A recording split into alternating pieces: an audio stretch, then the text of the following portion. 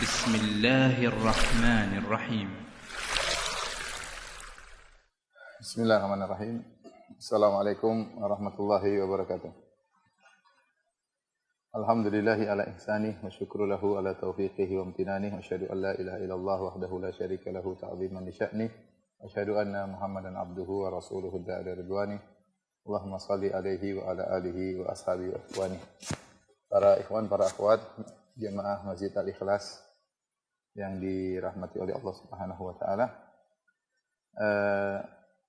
Kita melanjutkan pembahasan kita dari syarah Kitabul Jami' dan kita masih dalam bab At-Targhib fi Makarimil Akhlaq, bab tentang motivasi untuk berakhlak mulia. Dan kita menyajikan hadis yang nomor 1547 ya, di mana Nabi sallallahu alaihi wasallam diriwayatkan dari sahabat Abdullah bin Salam radhiyallahu taala anhu. Qala, beliau berkata, qala Rasulullah sallallahu alaihi wasallam bersabda, ya ayyuhan nas, wahai manusia sekalian, afshus salam, tebarkanlah salam, wasilul arham, sambunglah silaturahmi, wa at'imut ta'am, dan berilah makan kepada yang membutuhkan, wa sallu bil lail wan nasu niyam, salatlah di malam hari di mana orang-orang dalam kondisi tidur, tadkhulul jannata bisalam, maka kalian akan masuk surga dengan penuh keselamatan. Baik, kita akan bahas hadisnya sedikit demi sedikit ya. Abdullah bin Salam adalah sahabat yang dahulunya beragama Yahudi, bahkan dia adalah salah seorang ulama Yahudi. Kemudian dia pun masuk Islam karena membenarkan Rasulullah sallallahu alaihi wasallam. Beliau meriwayatkan bahwasanya Nabi sallallahu alaihi wasallam bersabda, ya ayyuhan nas, afshus salam. Ya. Afshus salam, kemudian wasilul arham, wa at'imut ta'am,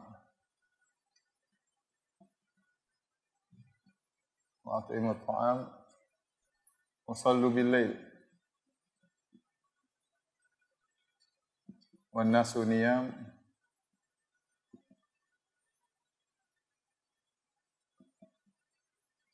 tadkhulul jannata bisalam. Bisalam.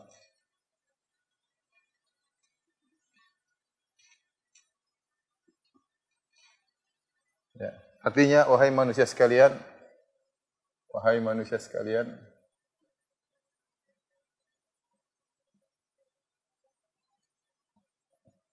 tebarkanlah salam ya.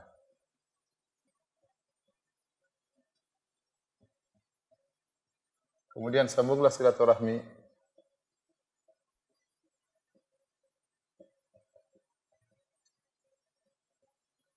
Berilah makan.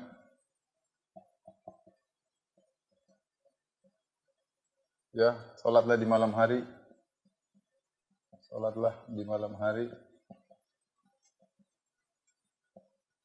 Ketika manusia dalam kondisi tidur, orang-orang tidur, niscaya kalian masuk surga dengan keselamatan. Niscaya kalian masuk surga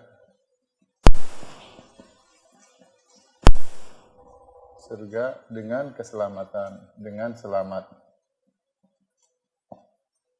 Taib ini adalah perkataan pertama yang Rasulullah SAW sampaikan ketika masuk ke kota Madinah. Jadi ketika Abdullah bin Salam menanti-nanti kedatangan Rasulullah SAW, dia melihat wajah Nabi SAW, dia mengatakan, saya tahu itu bukan wajah seorang pendusta. Maka dia pun tahu itu Nabi adalah seorang Nabi. Dia mengatakan, awwalu kalamin sami'tuhu. Dan perkataan pertama yang saya dengar dari Nabi ketika beliau masuk kota Madinah, ya, dari hijrah dari Mekah menuju Madinah, Nabi berkata, ayyuhan nas, wahai manusia. Dan ini maksudnya Rasulullah SAW mengambil perhatian mereka, ya, agar mereka perhatikan. Makanya Nabi berkata, ayyuhan nas, wahai manusia sekalian, afshus salam. Ya. Ini ternyata yang Nabi pertama sampaikan ketika masuk kota Madinah berkaitan dengan masalah akhlak. Tebarkan salam, sambung silaturahmi, berilah makan, salat di malam hari, maka kalian akan masuk surga. Afsyus salam dari fusyu, fusyu artinya intishar, ya. Al-fusyu artinya al-fusyu, ya. Artinya tersebar, ya.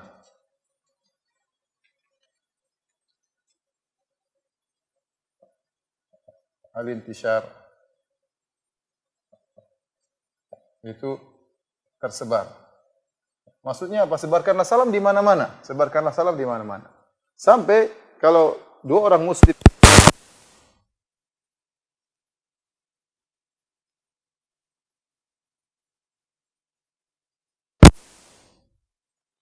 syiar orang Islam, salam untuk disebarkan di mana-mana. Tebarkanlah salam, ya, sehingga seorang berusaha untuk menyebarkan salam dimanapun dia berada. Kemudian Rasulullah SAW pernah ditanya dalam Sahih Bukhari, Ayul Islami khairun?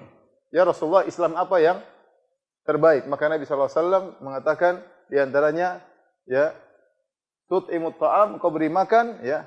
Kemudian engkau beri salam, ya, wa taqra'us salam ala man arafta wa ala man lam ta'rif. Ya, di antara Islam yang terbaik, kata Nabi SAW, antaqra'us salam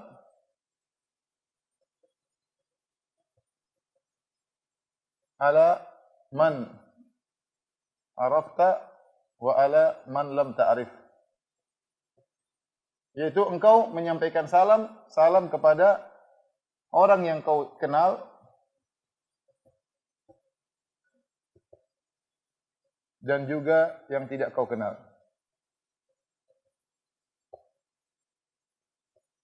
Kita sekarang, ya, biasanya beri salam kepada orang yang kita kenal. Yang tidak kita kenal tidak kita beri salam. Dan ini kurangnya ketulusan, ya. Kalau kita beri salam, kita cari pahala dari Allah Subhanahu wa taala. Bahkan kita beri salam kepada orang yang tidak kita kenal, orang Islam kita salami.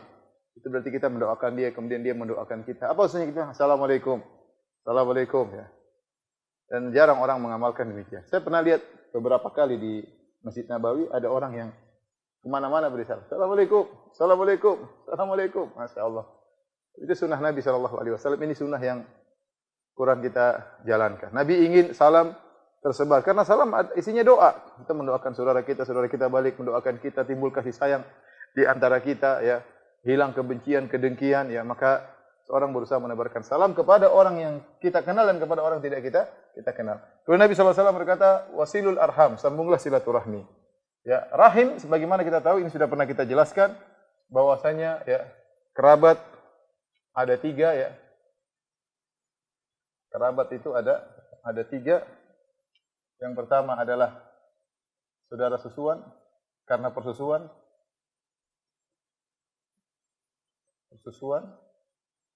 Kemudian yang kedua karena nasab. Yang ketiga karena pernikahan. Karena pernikahan. Yang dimaksud dengan rahim adalah saudara karena nasab. Ini semua kita sambung kerabatan, kita berbuat baik kepada saudara susuan, kita berbuat baik kepada istri dan saudara-saudara istri, ya. Mungkin ponakan istri, mungkin omnya istri, mungkin bapaknya istri, mertua. Ini juga kerabat. Tapi yang paling utama adalah kerabat nasab. Ini yang dimaksud dengan rahim. Yang dimaksud dengan rahim. Adapun, ya, teman sekolah, teman kantor, teman ngopi, ini bukan rahim. Ini bukan rahim. Maka sekarang terjadi kesalahpahaman setiap pertemuan antara seorang dengan yang lainnya dianggap menyambung silaturahmi. Silaturahmi yang sesungguhnya dilupakan. Betapa banyak orang sama kawannya semangat untuk disambung, tapi sama kakaknya, sama adiknya, sama bibinya, sama tantenya tidak pernah telepon. Sama temannya, Masya Allah. Sama orang-orang dekat dia lupakan, sama orang jauh dia ingat. Dan ini salah. Ya, misalnya dibikin acara tentang reuni SMA 79, kemudian angkatan 80 misalnya. Kemudian pada hadir dalam rangka silaturahmi. Bukan silaturahmi. Itu namanya tali persaudaraan. Kita dituntut untuk menyambung tali persaudaraan, tali ukhuwah, tetapi bukan silaturahmi. Yang dimaksud dalam hadis-hadis dan ayat-ayat untuk menyambung silaturahmi, ini maksudnya kerabat khusus karena nasab. Dan perhatikan ring 1 terutama, yaitu ayah, ibu, kemudian kakak adik, tante, bibi, kemudian kakek, nenek, kemudian ponakan-ponakan. Itu ring 1, harus perhatikan, itu mereka paling utama. Kemudian pertanyaan, siapa yang lebih utama untuk kita sambung silaturahmi? Siapa yang lebih utama untuk disambung rahimnya? Ya, maka ada beberapa pertimbangan. Yang pertama, yang terdekat. Yang kedua, yang paling membutuhkan.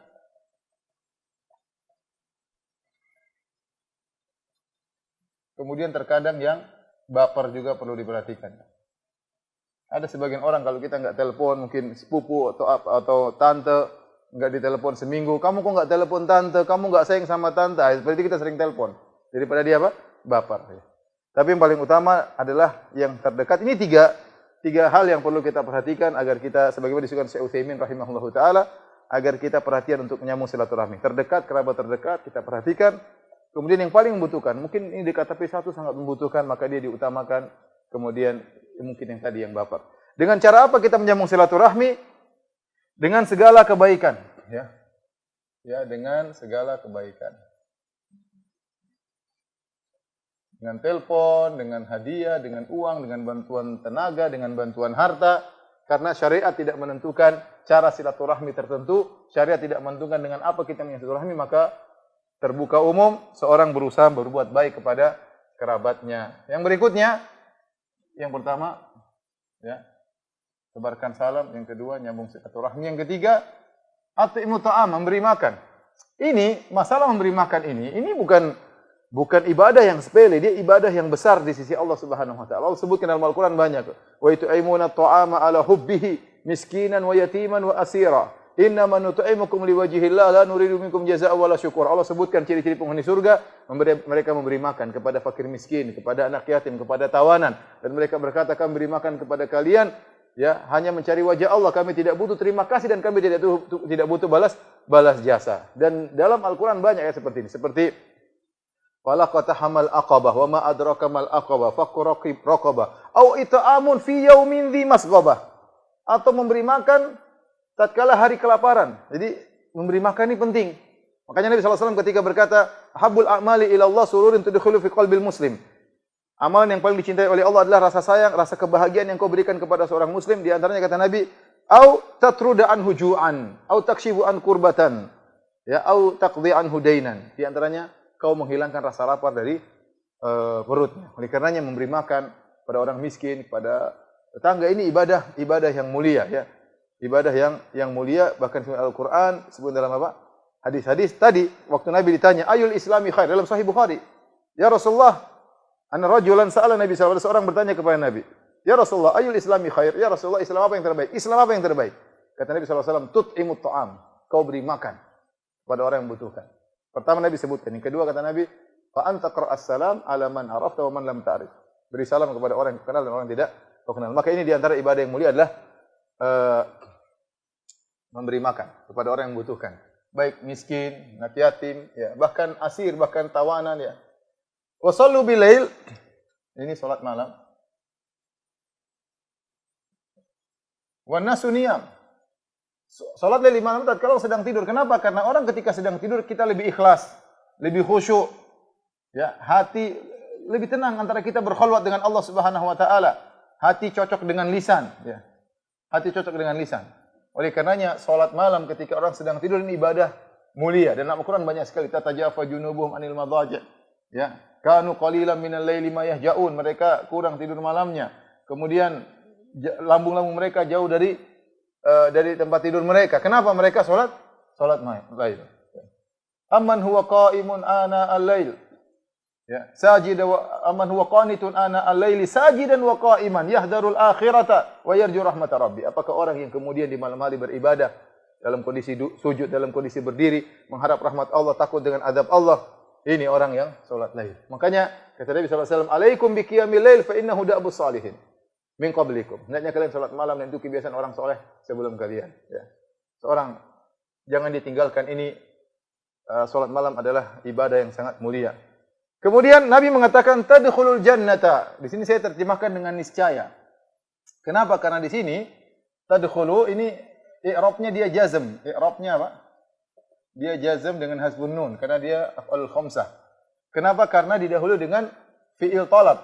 Tebarkanlah salam, sambunglah silaturahmi, berilah makan, salatlah di malam hari. Niscaya jawabannya nama jawab syart. Ini semua fi'il syart. Ya, jawabnya syart. Ini jawab syart. Yang menunjukkan niscaya kalian akan masuk surga dengan keselamatan. Apa maksudnya dengan keselamatan? Jadi kalau kita mengamalkan ini semua, maka niscaya kita masuk surga dengan keselamatan. Apa maksudnya dengan keselamatan? Maka ada dua, yaitu selamat dari segala kekurangan. Tidak ada lagi kesedihan, tidak ada lagi kekhawatiran, ya. Kesedihan, kekhawatiran cuma di dunia. La khaufun alaikum wa la antum tahzanun. Orang masuk surga enggak ada sedih, enggak ada khawatir, enggak ada nangis, enggak ada mewek, enggak ada baper, enggak ada, semuanya hilang. Selamat. Yang kedua, diberi selamat, diberi ucapan selamat,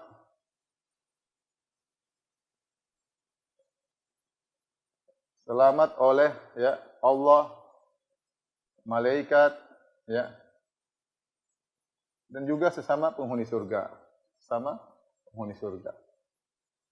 Allah beri selamat. Subhanallah. Seorang masuk surga kemudian Allah mengatakan, ya, kata Allah, salamun qaulan mir rabbir rahim. Keselamatan, perkataan dari Rabb yang Maha Penyayang. Tahiyyatuhum yauma yalqaunahu salam. Ucapan tahiyat, penghormatan kepada mereka tatkala mereka bertemu dengan Allah adalah assalamu alaikum. Allah mengucapkan salam kepada mereka. Malaikat juga datang. Wal malaikatu yadkhuluna alaihim min kulli bab. Malaikat masuk ke dalam mereka dari segala pintu.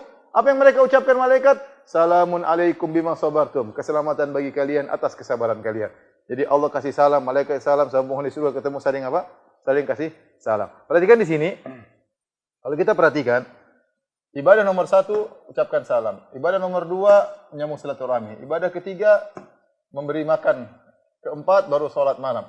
Salat ini yang 1, 2, 3 ini disebut dengan ya ibadah muta'addiyah. Ibadah muta'addiyah. Yaitu yang manfaatnya untuk orang lain. Dan ini ibadah yang mulia ya. Beri salam menyenangkan hati orang, mendoakan orang lain, menyambung silaturahmi, ada perlu pengorbanan, kemudian beri makan ya.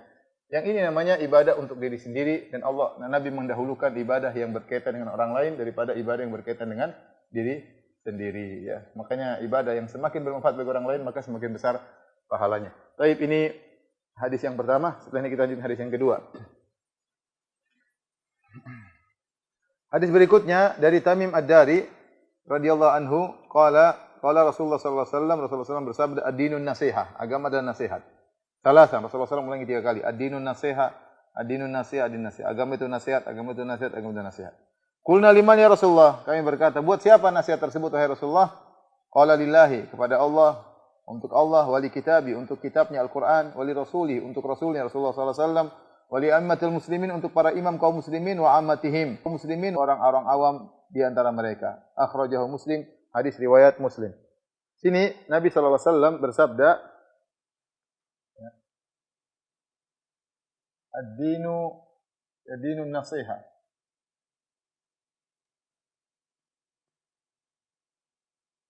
Qulna liman ya Rasulullah?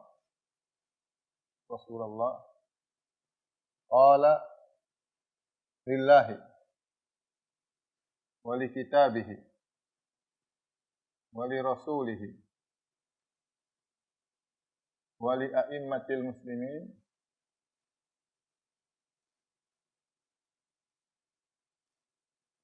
wa ammatihim. Baik. Di sini Nabi SAW berkata agama adalah nasihat. Agama adalah nasihat. Sampai Nabi ulang 3 kali. 3 kali. Agama adalah nasihat, agama adalah nasihat, agama adalah nasihat. Seakan-akan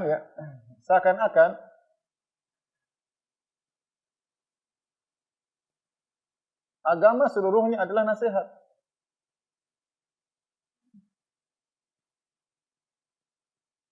Ini menunjukkan bahwasanya Nabi SAW perhatian terhadap namanya nasihat. Sampai Nabi ulang 3 kali, bahkan Nabi mengatakan agama adalah nasihat.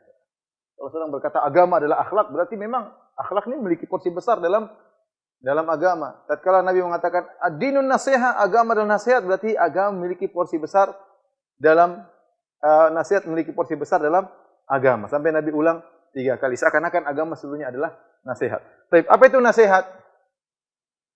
Definisi nasihat. Nasihat secara bahasa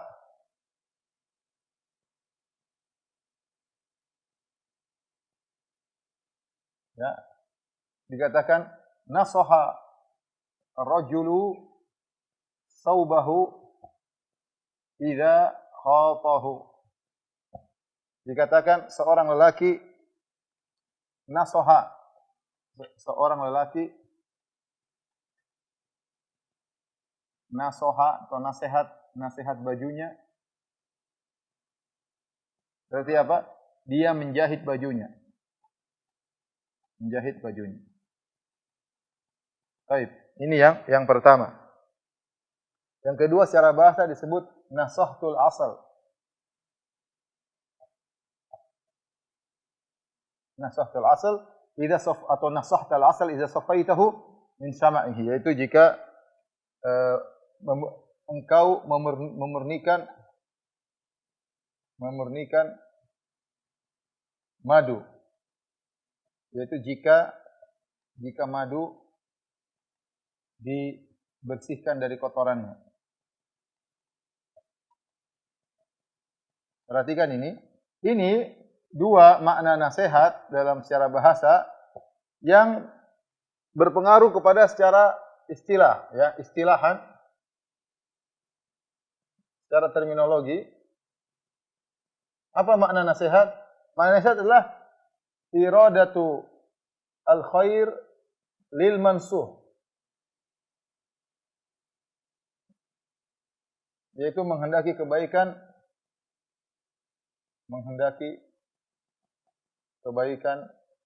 bagi yang dinasihati. Bagi yang dinasihati. Baik. Apa kaitannya? Nasaha rajul thawbahu idza khatahu, yaitu seorang lelaki menasihati bajunya itu jika dia menjahit bajunya. Maksudnya apa? Yang rusak-rusak dia perbaiki, itu maksudnya. Nasihat itu ada kekurangan kau lihat pada saudaramu, maka kau perbaiki. Kau ingin menutupi kekurangan yang ada pada bajumu dengan menjahitnya. Dalam bahasa Arab namanya kau menasihati baju. Itu kau tutupi robek-robeknya, kau jahiti. Nah, sohtal asal maksudnya kau bersihkan asal masih tercampur dengan sarangnya, kau ambil madu tersebut dari sarangnya sehingga menjadi madu yang murni. Maksudnya apa? Ketika kau bermuamalah dengan temanmu, kau tidak menipu dia sama sekali. Kau ingin kebaikan baginya sebagaimana kau membersihkan madu daripada sarangnya. Yaitu namanya nasihat. Makanya di sini ada kesalahan dalam terjemah bahasa Indonesia. Namanya bahasa Indonesia disebut nasihat seakan-akan menasihati. Ya. Padahal tidak, menasihati itu adalah Anda melakukan yang terbaik bagi pihak yang kau nasihati. Itu namanya menasihati. Artinya Anda melakukan yang terbaik bagi pihak yang kau nasihati. Contoh, jika seorang misalnya dia pergi ke hotel, kemudian hotel itu tersebut milik orang Islam, dan dia tahu dia akan meninggalkan hotel tersebut dari jam 8 pagi dan dia pulang jam 8 malam. Maka apa yang dilakukan yang terbaik? Kalau dia adalah seorang nasih, dia seorang yang memberi nasihat, maka dia lakukan terbaik. Ini hotel milik saudara saya semua muslim. Apa yang bisa lakukan terbaik bagi hotel ini? Ya sudah, kalau Anda mau keluar, matikan AC, matikan TV. Jangan, saya sudah bayar, sudah nyalain AC, nyalain listrik, semuanya nggak ada masalah. Terus kartunya ditaruh sehingga AC jalan terus, listrik jalan terus. Kan saya sudah bayar. Itu namanya Anda tidak nasih. Nasih itu apa? Anda melakukan yang terbaik bagi pihak yang Anda nasihati. Oleh karena Jarir bin Abdullah radhiyallahu anhu, dia mengatakan bayatu Rasulullah sallallahu ala iqamati salat wa ita'iz zakat wa nushi li kulli muslim. Kata Jarir bin Abdullah, aku membaiat Rasulullah sallallahu alaihi wasallam. Jadi Jarir bin Abdullah dia mengatakan, aku membaiat Rasulullah SAW untuk salat, untuk bayar zakat, ya, wa nus li kulli muslim. Yaitu bersikap nasih pada setiap muslim, pada setiap muslim. Apa maksudnya? Pada setiap muslim. Apakah maksudnya setiap ketemu orang kita nasihati? Bukan. Jadi nasihat itu bukan berarti kasih nasihat, bukan berarti kasih ceramah. Nasihat dalam syariat maksudnya kau lakukan terbaik bagi kawanmu. Kalau kau terhadap saudara, terhadap keluarga, terhadap kawan, kau melakukan yang terbaik, itu disebut kau nasih. Yaitu kau melakukan yang terbaik. Makanya dari sini kita tahu, nasihat kepada Allah bukan nasihati Allah, bukan. Tapi kau melakukan terbaik di hadapan Allah apa? Menasihati Al-Quran bukan berarti kita ceramain Al-Quran, tidak. Tapi kau lakukan terbaik buat Al-Quran. Kau lakukan terbaik bagi Rasulullah, kau lakukan terbaik bagi imam kaum muslimin, kau lakukan terbaik bagi kaum muslimin secara umum. Ya, jadi nasih, seorang dikatakan nasih itu dia melakukan yang terbaik bagi yang dia nasihati. Ya. Oleh karenanya di sini rahasia kenapa Nabi mengatakan ad-dinun nasiha, agama adalah nasihat. Artinya apa? Kalau kau menjadi orang yang baik seperti kata Jarir bin Abdullah, yaitu kau bersikap yang terbaik bagi setiap muslim. Dan kalau seorang menerapkan ini semua dalam kehidupannya sehari-hari, ya, dia terapkan pada masyarakat, dia terapkan pada pribadi individu-individu, dia terapkan pada istrinya, pada anaknya, pada murid-muridnya, pada gurunya, pada pegawainya, pada bosnya, selesai urusan. Tidak ada namanya gish, tidak ada namanya curang, tidak ada namanya dengki, hiqat, tidak ada namanya niat buruk. Kenapa? Karena kita melakukan yang terbaik bagi orang di hadapan kita. Kalau semua penjual nasih, maka bagus. Semua pembeli nasih, bagus. Tapi yang jadi masalah timbul di masyarakat antara kita dengan keluarga, antara kita dengan kawan, antara pemerintah dengan rakyat, rakyat dengan pemerintah, semua tidak ada nasihat. Semuanya ingin untung sendiri, semuanya ingin, ini jadi masalah. Seandainya semua orang membangun muamalahnya, perilakunya di atas nasihat, ingin melakukan yang terbaik bagi kawannya, bagi orang di depannya, maka selesai urusan. Makanya rahasianya kenapa Nabi mengatakan ad-dinun nasiha. Ad-dinun nasiha. Baik. Ketika Nabi mengatakan ad-dinun nasiha, kalian bertanya, kepada siapa Rasulullah? Maka Nabi mengatakan lillah, nasihat bagi Allah. Yang pertama bagi Allah. Oh, maksudnya nasihat bagi Allah. Ya, tadi bukan menasihati Allah, tentunya itu kufuran nasihati Allah, tetapi maksudnya adalah engkau ya menjalankan perintahnya, menjauhi larangannya.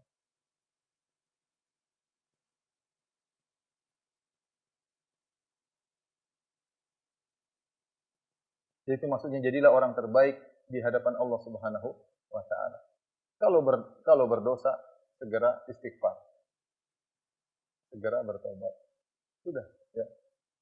Kalau dikasih kenikmatan, bersyukur. Kalau dikasih musibah, bersabar. Ini maksudnya benar-benar kita nasih lillah, yaitu kita jalan perintahnya dan menjauhi larangannya. Terus apa maksudnya menasihati pada Al-Quran, kitabnya?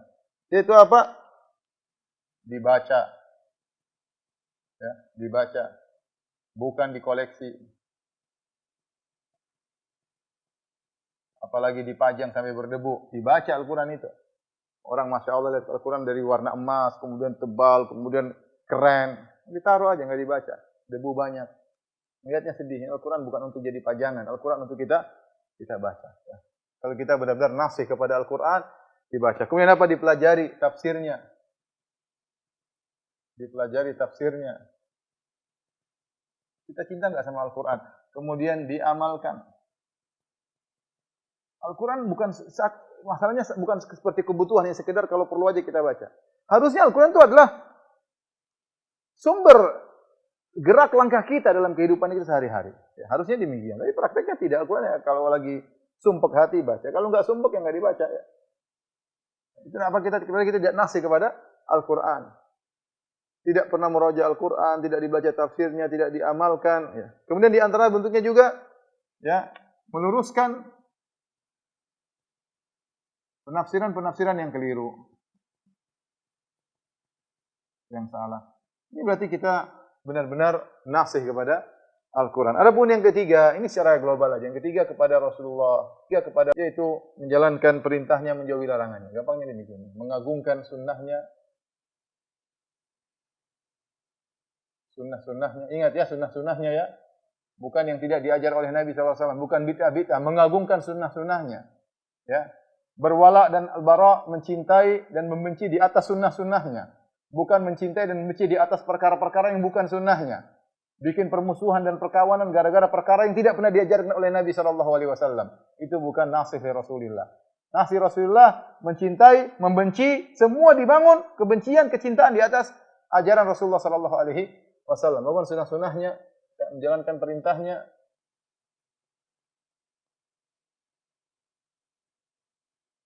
Menjauhi larangannya.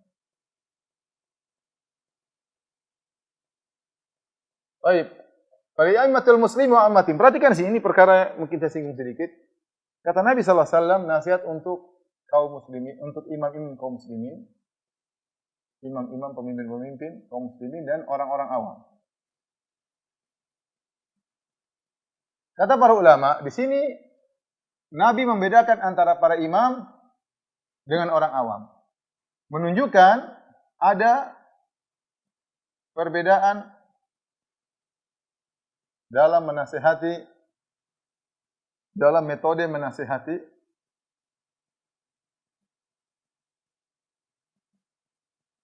menasihati para imam, para pemimpin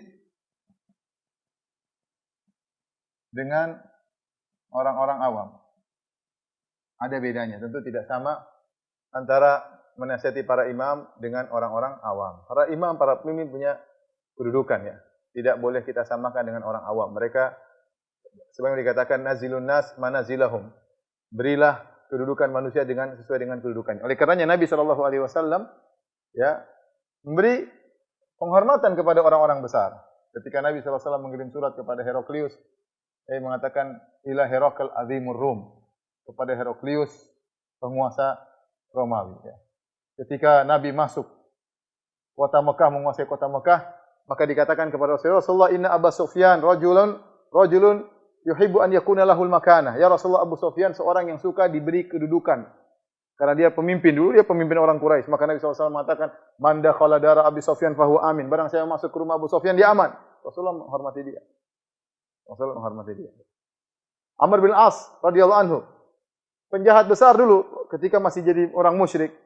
Sering buat onar bagi kaum muslimin. Ketika dia masuk Islam, Rasulullah SAW baru beberapa bulan, Rasulullah SAW angkat dia sebagai pemimpin perang. Bayangkan. Padahal banyak orang-orang sahabat yang sudah masuk Islam dari itu. Kenapa? Karena Rasulullah tahu kedudukan dia. Orang ini, orang besar, orang hebat, maka dimuliakan. Ya. Oleh karenanya, tatkala kita berinteraksi dengan para pemimpin, hati-hati. Kita harus memperhatikan kondisi mereka. Tidak sama dengan menasihati orang-orang awam. Ya. Makanya Nabi SAW mengatakan, man arada ya an yansaha lidhi sultan fala yubdihi alaniyah walakin ya'khudh bi yadihi wa yakhlu bihi fa in qabila minhu fadzaka wa illa waqad adda alladhi alayhi. Kata Nabi SAW, barang siapa ingin beri nasihat kepada pemimpin, maka janganlah dia tampakkan terang-terangan, tapi hendaknya dia pegang tangannya kemudian dia berduaan dengan pemimpin tersebut. Kalau diterima, maka itu yang diharapkan. Kalau tidak, dia sudah menunaikan apa yang dia kehendaki. Ini sabda Nabi. Mau dengar silakan, enggak juga enggak apa-apa. Ya, ini masalah pemimpin, ini masalah yang kadang-kadang kita harus perhatian. Kita ingin cari maslahat. Cari maslahat tatkala memberi nasihat. Adapun beri nasihat kepada orang awam masih lebih ringan. Ya. Orang awam di sini, ya, perhatikan berkaitan dengan person, kemudian istri, suami, anak-anak, tetangga, semua secara umum, dan lain-lain. Jadi, apa sih tujuan nasihat? Apa sih tujuan nasihat? Kita nasihati kaum muslimin, imam-imam, ada orang. Nasihatnya apa? Tujuannya apa?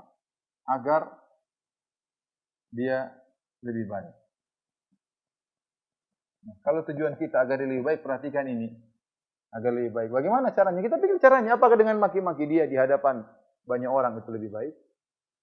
Ingin nasihati istri, tapi nasihatnya di depan banyak orang. Apakah itu menjadi istri kita lebih baik? Ya. Ingin nasihati suami, tapi dengar bongkar aibnya dengan tulis status-status curhat-curhatan, baper-baperan di medsos. Apakah itu menjadikan suami kita lebih baik? Ya. Apakah itu nasihat? Pikirkan sendiri ya. Kita ingin nasihati pemimpin, ingin nasihati penguasa dengan kita maki-maki, dengan kita hina-hina, dengan kita rendahkan, ya, keburukannya kita angkat, kebaikannya kita sembunyikan. Apakah itu ingin kebaikan? Ya. Jadi kita ingin dia berubah jadi baik, maka ada tata caranya yang harus kita perhatikan. Harus ada tata caranya yang harus kita perhatikan. Saya ingin bacakan perkataan Syekh Utsaimin rahimahullahu taala, ya.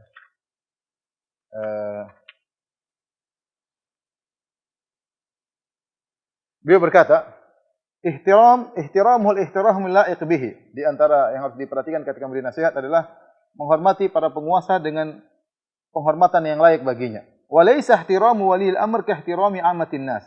Menghormati waliyil amr, penguasa, tidak sama seperti menghormati orang-orang secara umum.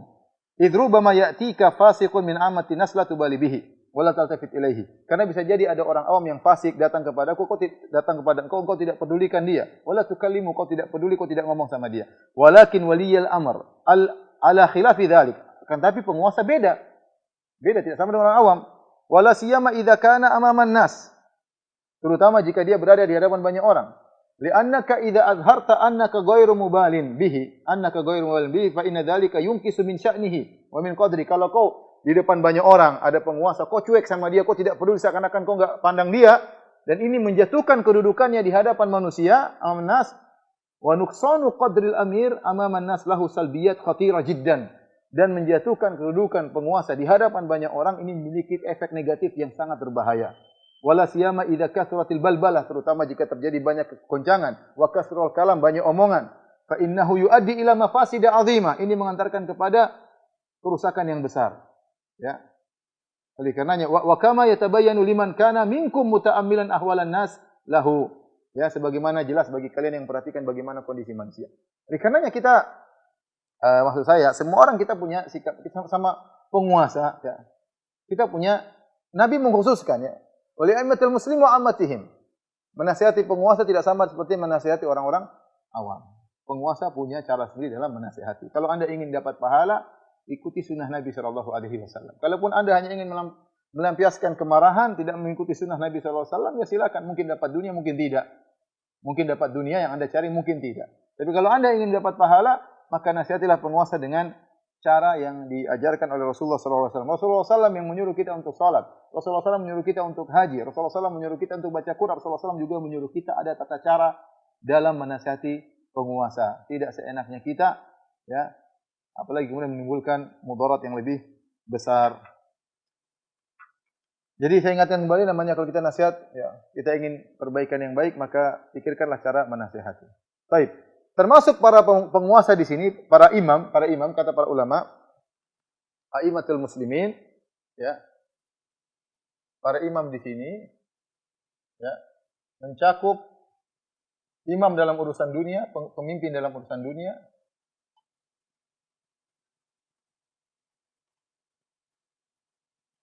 dan pemimpin dalam urusan agama.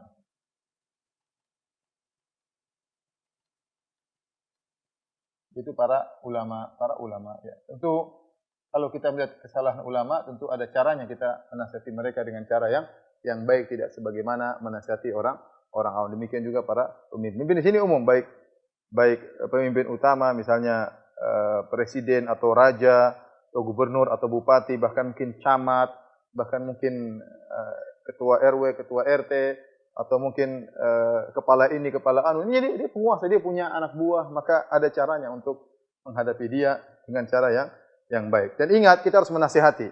Karena banyak orang-orang yang kurang ajar, ya. Kemudian dia datang kepada penguasa, dia bilang, "Bagaimana? Oh, kondisi aman-aman, kondisi baik-baik." Padahal lagi kacau di masyarakat. Seakan-akan apa yang dilakukan kerjanya muji-muji saja, muji-muji. Kita enggak. Kita jangan demikian. Kalau salah kita kasih tahu, tapi dengan adab, dengan cara yang baik. Wallahu a'lam bishawab. Baik, kita lanjutkan hadis berikutnya. Wa an Abi Hurairah radhiyallahu taala anhu, dari Abu Hurairah radhiyallahu anhu qala, beliau berkata, qala Rasulullah sallallahu alaihi wasallam, Rasulullah SAW bersabda, "Aktsaru ma yudkhilul jannata taqwallahi wa husnul khuluq." Yang paling banyak memasukkan orang dalam surga adalah bertakwa kepada Allah dan akhlak yang mulia. Bertakwa kepada Allah dan akhlak yang mulia. Apa itu takwa kepada Allah? Mudah, takwa kepada Allah menjalankan perintahnya, menjauhi larangannya. Husnul khuluq adalah bagian daripada takwa, ya. Ini namanya zikrul khas ba'dal am, ya. Takwa mencakup berbagai macam ibadah, di antaranya akhlak mulia. Kemudian Nabi mengkhususkan penyebutan akhlak mulia. Kenapa Nabi penyebutan akhlak mulia? Karena sebagian orang menyangka namanya takwa itu hanya hubungan dia dengan Tuhan. Dia tidak tahu bahwasanya menunaikan hak manusia itu juga takwa. Dan ini diingatkan oleh Ibnu Rajab Al-Hambali. Kenapa takwa di husnul khuluq, akhlak yang mulia dikhususkan penyebutannya setelah Nabi menyebutkan ketakwaan. Padahal akhlak mulia bagian daripada ketakwaan. Karena banyak orang menyangka namanya takwa itu hubungannya dengan Tuhan. Yang penting dia sholat 5 waktu, yang penting dia baca Quran, yang penting dia sholat malam. Dia lupa bahwasanya menunaikan hak istri, menunaikan hak suami, menunaikan hak anak-anak, menunaikan hak tetangga, hak orang tua, kakak dan adik, menunaikan hak teman, ini juga ibadah. Itu juga ibadah. Jadi kalau kita bertanya, siapa sih orang soleh? Sederhananya, orang soleh adalah orang yang menunaikan hak Allah dan menunaikan hak manusia di sekitarnya. Jika Anda ternyata rajin sholat, rajin ibadah, rajin baca Quran, tapi sama orang tua hubungan tidak baik, sama kakak tidak baik, sama adik tidak baik, sama istri tidak baik, sama suami tidak baik, Anda bukan orang soleh, Anda bukan orang bertakwa. Justru ini takwa yang spesial, husnul khuluq ini takwa yang spesial, maka dikhususkan penyebutannya oleh Nabi Shallallahu Alaihi Wasallam. Tapi kalau Anda sudah baik sama kerabat, sama istri, sama anak-anak, menjaga lisan, kemudian menjaga sikap dengan penuh kesabaran, tunaikan hak tetangga, ya, kemudian bertakwa kepada Allah, maka Anda orang yang bertakwa, ya, maka orang yang bertakwa. Makanya saya sering sampaikan, siapa wanita yang bertakwa, siapa wanita yang salihah? Kata Allah, "Fas-salihatu qanitatun hafizatun lil ghaib." Lima hafizallah. Namanya wanita salihah adalah wanita yang qanitat, yaitu rajin beribadah kepada Allah. Ini yang pertama, dia hubungan dengan Allah baik. Yang kedua, hafizatun lil ghaib, menjaga hak-hak suaminya meskipun suaminya enggak ada. Menjaga hak suaminya meskipun suaminya enggak ada. Menjaga harga diri suaminya meskipun suaminya tidak ada. Menjaga harta suaminya meskipun suaminya tidak ada. Apalagi suaminya hadir. Apalagi suaminya hadir. Maka anti kalau ingin tahu anti wanita salihah, bukan cuma anti rajin salat, bukan cuma anti rajin baca Al-Quran. Lihat bagaimana akhlak anti kepada suami. Kalau ternyata akhlak masih amburadul, ya, masih suka membangkang kepada suami, tidak bersyukur kepada suami, maka bukan wanita yang salihah.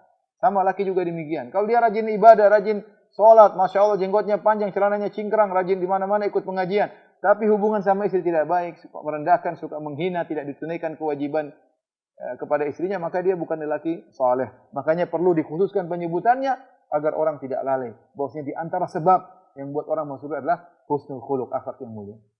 Jadi saya disampaikan, hadirkan dalam diri kita mendapat pahala. Sebagaimana kita baca Quran kita dapat pahala, kita ketemu kawan, kita ngobrol, kita senyum, kita ketemu dengan istri, ngobrol sama istri di malam hari, kita usap kepala anak-anak, kita bersabar dengan apa yang mereka lakukan, ini semua berpahala karena akhlak adalah ibadah yang mulia. Baik. Kita lanjutkan, ya. Oleh karenanya nanti namanya takwa ini suatu yang sangat berat terutama di zaman sekarang ini.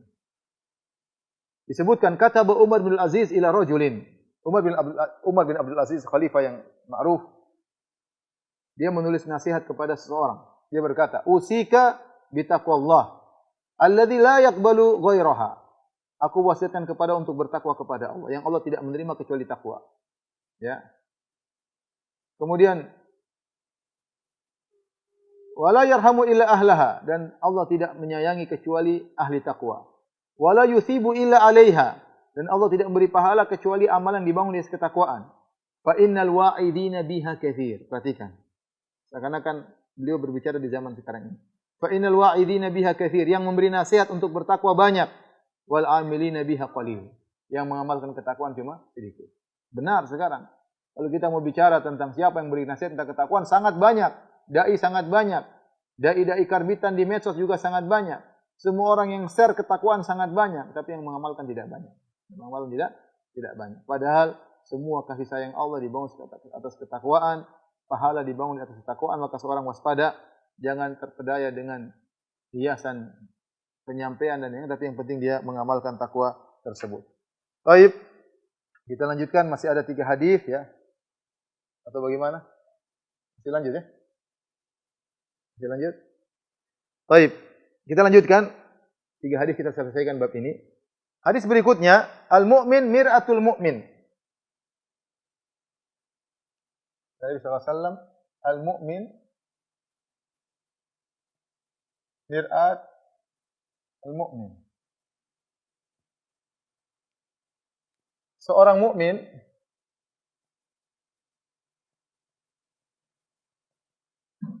kaca bagi mukmin yang lain. Kaca, cermin bagi mukmin yang lain.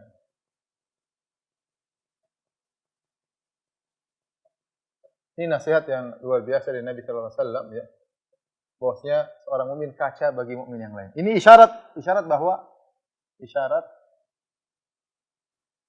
bahwa sering seorang mukmin tidak bisa melihat keburukannya sendiri. Maka dia butuh orang lain menjadi kaca baginya. Dia butuh orang menjadi kaca baginya. Ini isyarat bahwasanya mudah bagi orang lain, bagi seorang untuk menilai orang lain, untuk menilai saudaranya. Jadi kita ini adalah kaca bagi saudara kita. Kenapa? Kita tahu kebaikannya, keburukannya, karena sekarang kita cermin. Dia sendiri terkadang tidak tahu. Maka untuk dia tahu, dia harus dengar dari kita. Maka Rasulullah SAW ingatkan, Anda jadi seorang mukmin yang baik, berusaha dengar dari kawanmu, karena kawanmu cerminmu. Karena kalau kita lihat kaca kalau kita bercermin, dia tidak akan menutupi apa-apa. Keburukan, ketampanan, keburukan, ada jerawat, ada ini, semua kelihatan di depan kaca kita. Ada tai lalat, ada ini, ada kutil, semua kelihatan di cermin. Ya, cermin tidak bohong. Maka ini isyarat juga bahwasanya seorang kawan sejati, ya, seorang mukmin sejati benar-benar jadi cermin dan tidak menutup-nutupi.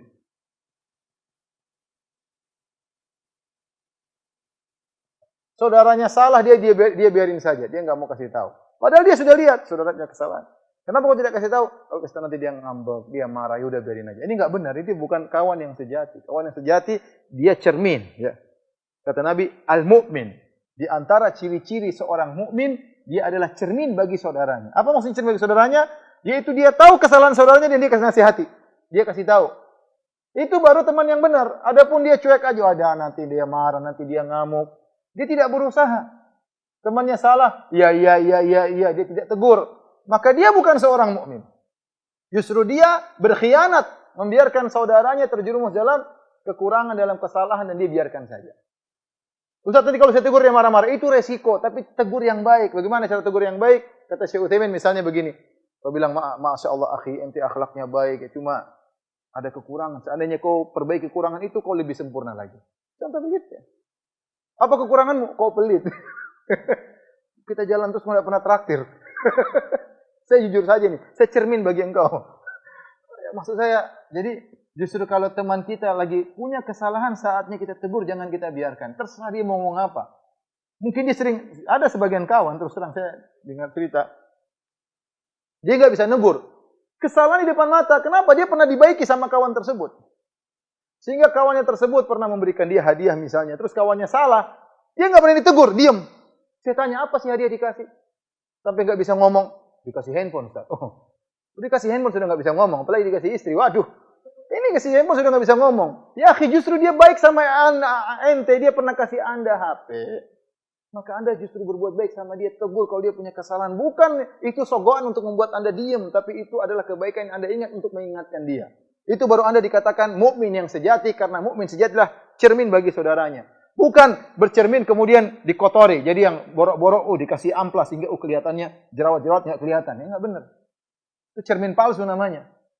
Maka ini peringatan bahwasanya seorang mukmin mau menasihati saudaranya dan seorang mukmin mau dinasihati. Ini hadis luar biasa. Seorang mukmin siap menjadi cermin dan seorang mukmin siap bercermin. Saya ulangi. Seorang mukmin siap menjadi cermin dan orang mukmin siap untuk bercermin. Yang jadi masalah, banyak orang tidak siap untuk bercermin. Tidak mau menerima kenyataan. Dinasihati marah-marah. Sombong, angkuh. Kalau ada cermin datang, cerminnya dibanting. Repot. Sehingga akhirnya apa? Tidak ada yang menasihati dia. Dia mau sombong, dia mau angkuh, mau ngomong sembarangan. Orang cuek, sudahlah, dia nggak bisa diomongin. Itu musibah bagi orang seperti itu. Kalau sampai Anda sudah sampai pada derajat, kalau diomongin tidak mau dengar, itu musibah. Orang datang cuma kipas-kipas. Oh iya benar, ente kipas-kipas, kasih duit, kipas-kipas. Gak ditegur sama sekali, mati musibah di akhirat. Ya. Oleh karenanya setiap orang berusaha membuka dirinya siap untuk bercermin, artinya siap untuk diberitahu kesalahannya. Ya. Jangan dia memposisikan diri tidak menasihati orang, nasihati seakan-akan dia rendah sehingga dia selalu pasang diri melawan. Sampai kapan mau begitu? Ya, akhirnya kita tidak bisa lihat kekurangan kita. Orang bisa lihat. Kita punya pemikiran kita, tapi orang lain punya pendapat. Ya, jangan kita merasa dia selalu salah, saya yang benar terus, enggak. Saya ustadz, mau saya kiai, mau saya punya kesalahan. Saya terima, siapa mau dengar benar, ya oke, kita dengar. Minimal ketika dia negur kita, dia punya niat baik. Mungkin caranya penyampaian kurang bagus, itu kekurangan dia. Tapi kita tahu, dia niatnya baik. Kita kenal orang ini baik.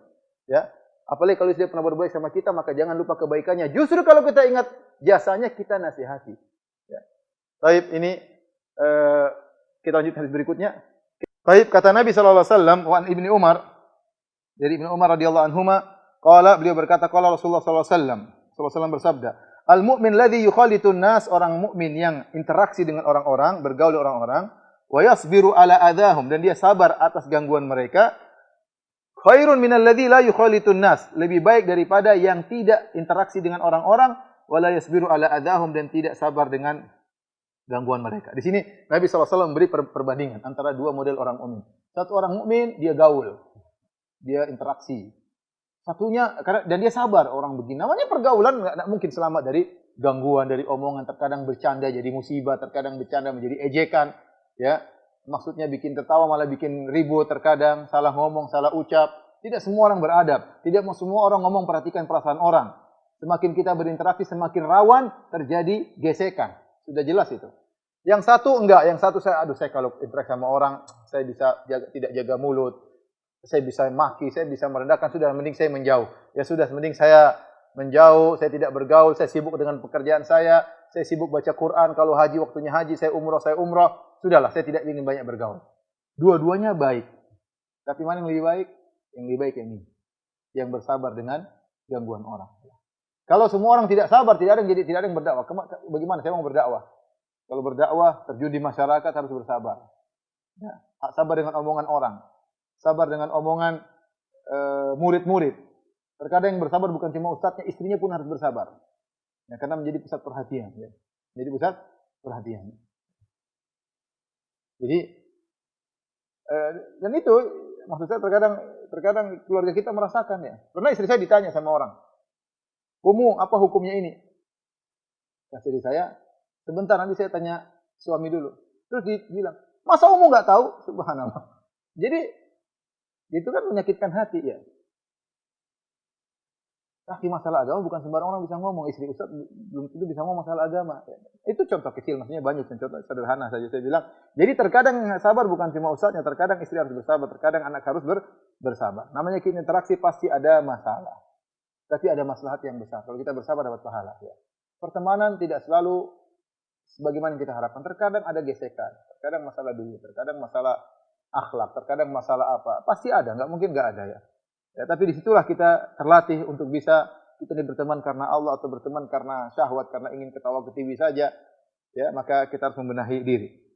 Baik, jadi kecuali seorang, kata para ulama, mana yang lebih baik antara yang pertama dan yang kedua? Secara umum yang pertama lebih baik, yang bisa berinteraksi dan dia bersabar itu lebih baik.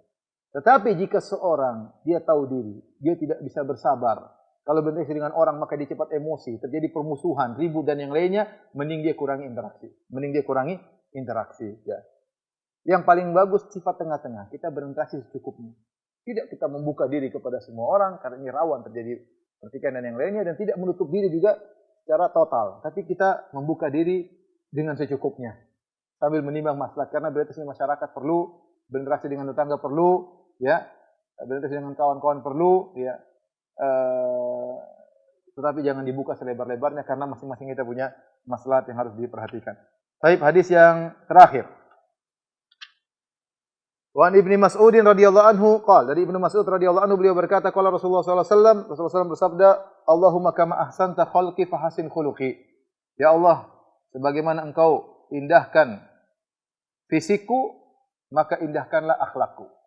Sebagaimana Kau indahkan fisikku, maka indahkanlah akhlakku. Ini dalil bahwasanya Nabi berdoa minta keindahan akhlak, bukan keindahan fisik. Karena keindahan fisik sudah dari sananya. Keindahan fisik sudah dari sananya. Makanya Allah mengatakan, laqad khalaqnal insana fi ahsani taqwim. Laqad khalaqnal insana fi ahsani taqwim. Sungguh kami telah menciptakan manusia di atas bentuk yang terindah, yang terbaik.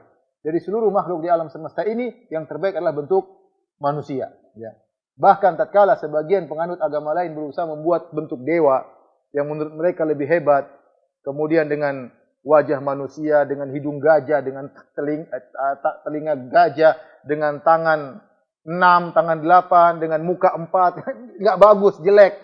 Kalau kita disuruh jadi kayak gitu, kita nggak mau. Kenapa? Karena bentuk manusia bentuk terindah. Laqad khalaqnal insana fi ahsani taqwim. Sungguh kami telah menciptakan manusia di atas bentuk yang terbaik. Makanya ada seorang lelaki, dia mengatakan kepada istrinya, kalau rembulan lebih baik daripada anti, kamu saya cerai. Subhanallah. Dia memuji istrinya, dia bilang, kalau rembulan lebih indah daripada kamu, istriku, kamu saya cerai. Istrinya kaget, aduh. Jangan-jangan saya jatuh cerai. Akhirnya mereka tanya kepada ulama, ini bagaimana lafal ini jatuh cerai atau tidak?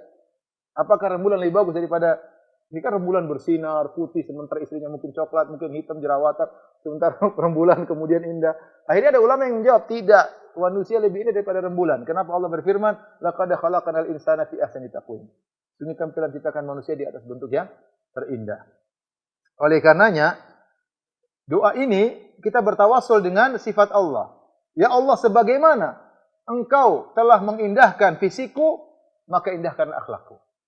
Karena keindahan akhlak sangat dituntut. Nabi SAW bersabda, Inna Allah la yanzuru ila suwarikum, wala ila ajsamikum, walakin yanzur ila qulubikum wa amalikum. Allah tidak melihat kepada rupa kalian. Allah tidak melihat kepada paras kalian. Yang Allah lihat adalah hati kalian, amalan kalian. Lihat ada seorang wanita berkulit hitam masuk surga. Ya. Kenapa? Karena dia berakhlak mulia. Sabar dengan sakit yang Allah berikan kepadanya. Ada seorang budak berkulit hitam masuk surga. Dia adalah Bilal bin Rabah. Ya, berkulit hitam. Ya. Secara fisik kalah dengan orang-orang Arab yang lainnya.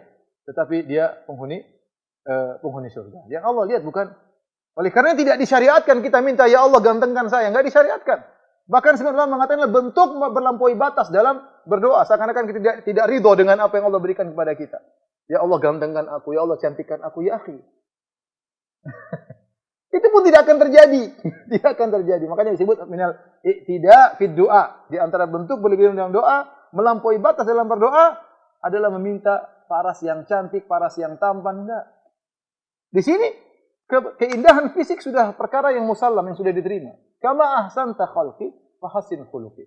Ya Allah, sebagaimana kau indahkan fisikku, maka indahkanlah apa? Akhlakku. Dan Nabi SAW di antara doanya tatkala dia buka salat, Nabi berdoa, wahdini li ahsanil akhlaqi la yahdi li ahsaniha illa ants wasrif anni sayyi'aha la yasrifu anni sayyi'aha illa ants. Ya Allah, berilah petunjuk kepada akhlak yang terbaik untukku. Tidak ada yang bisa menunjukkan aku kepada akhlak yang mulia kecuali Engkau. Jauhkanlah aku dari akhlak yang buruk. Tidak ada yang bisa menjauhkan aku dari akhlak yang buruk kecuali Engkau. Perbanyak doa ini ya ikhwan. Dan saya ingatkan kepada para suami, para istri, jika tergabung pada diri Anda keindahan fisik bersama keindahan akhlak, maka luar biasa. Nurun ala nur, cahaya di atas cahaya. Apalagi seorang wanita sudah cantik, masya Allah, berdandan, kemudian akhlaknya mulia, masya Allah. Ya, suaminya mau poligami mikir-mikir 1001 kali ya. Tapi kalau sudah kacau, tidak pernah berdandan, kemudian ngomel aja kerjanya, wah ini repot ya. Itu mikir 1002 kali. Baik, karena bakalan dipentung sama istrinya. Baik. Oleh karenanya, seorang berusaha menghiasi fisiknya dengan hias akhlaknya. Justru perhatian terhadap hati lebih utama daripada perhatian terhadap fisik. Kita fisik, masya Allah, kita perhatikan penampilan, jam tangan keren, baju keren, masya Allah, songkok diperbaiki sebelum ceramah dan yang lainnya. Hati lebih utama untuk kita perhatikan. Akhlak lebih utama untuk kita perhatikan. Dan orang yang paling utama untuk merasakan indahnya akhlak kita, orang terdekat kita. Saya ulangi. Orang yang paling utama merasakan indahnya akhlak kita, orang terdekat kita. Istri kita, anak-anak kita, orang tua kita, tetangga kita. Ya. Jangan kita berakhlak mulia tatkala sedang nulis status. Ya. Tapi ketika di alam nyata, offline, masya Allah, amburadul. Online, masya Allah, semua terpedaya. Kata-kata indah, masya Allah. Offline, begitu Zoom selesai, kacau ya. Baik, ini aja para misal yang dirahmati Allah Subhanahu wa taala. Alhamdulillah kita selesai dari motivasi bab targhib fi makarimil akhlak, motivasi berakhlak mulia. Insyaallah pekan depan kita masuk dalam bab terakhir dari Kitabul Jami', bab zikir wa doa, bab tentang zikir dan doa, insyaallah ahad depan biidznillah taala. Ini saja yang saya sampaikan kepada para jamaah Masjid Al-Ikhlas di Bekasi yang dirahmati Allah Subhanahu wa taala. Insyaallah kita sambung di kesempatan berikutnya. Demikian wabillahi taufiq wal hidayah. Assalamualaikum warahmatullahi wabarakatuh.